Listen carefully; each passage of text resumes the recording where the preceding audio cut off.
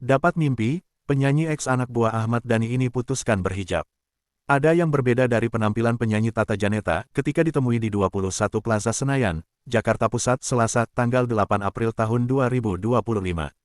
Tata Janeta terlihat berpenampilan tertutup, dengan busana dan hijab warna merah yang membuatnya terlihat begitu cantik dan islami. Tata Janeta mengakui dirinya memutuskan berhijab sejak 1 tahun lalu, tanpa ada tuntutan dari sang suami, Brotoseno atau keluarga besarnya. Tata mengakui memutuskan berhijab setelah mendapatkan mimpi. Bunga tidur itu bukan hal buruk melainkan menampilkan orang di sekelilingnya menggunakan hijab. Namun, sebelum memutuskan berhijab, wanita bernama asli Sinta Dewi ini mulai memperbaiki ibadahnya. Bahkan, Tata mengaku sudah mulai sering membaca Al-Quran. Bahkan, diakui Tata 2 bulan sebelum berhijab, ia sudah mengumpulkan kerudung. Ia tumpuk di kamar dan sesekali mencobanya. Bagi Tata Janeta, keputusannya berhijab adalah perintah Allah. Ia tak mau menolak, karena ia sadar selama ini sudah mendapatkan banyak keberkahan dari Tuhan.